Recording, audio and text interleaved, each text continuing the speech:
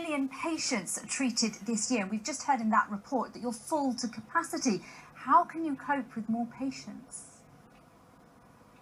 Well, we're trying to find different ways of looking after patients, but in any other walk of life, you'd say this is a great success, that more and more people want to be treated here. We're managing as a health service to treat more people, so more people stay older, live with many diseases. And actually, when I started off as a nurse, people would die in their 40s and 50s of heart attacks. Now people are living to their 80s and 90s, but of course they have ill health, and so we're able to treat them now. So in many ways it's a good news story, and we don't view it as a bad news story, actually.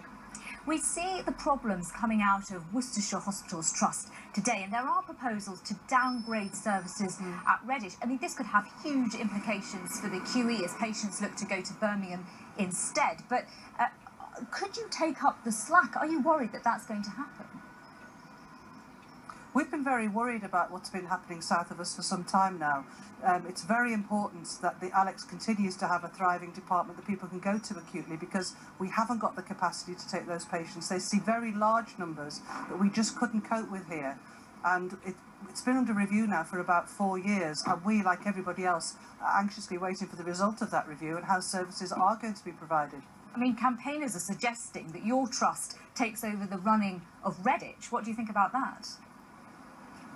Well, we'd be very interested to get into those discussions, because it's in nobody's interests for the Alex not to work really well as an acute hospital for the people of Redditch and Bromsgrove and surround, and it's not in the people of Birmingham's interest for us to be completely overwhelmed as well.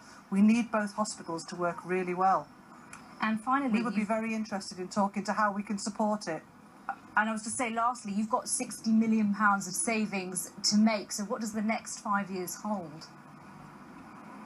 Well, they look very difficult, and that's come about because the price we're paid for delivering the work we're currently doing is being cut to cope with the financial situation of the whole NHS. It's not that we've got more expensive or that we've got in any way less efficient.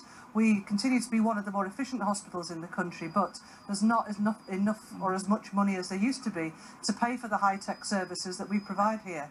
And it's mostly in those highly specialised services that we're seeing the funding being reduced. OK, Dame Julie, thanks for joining us tonight.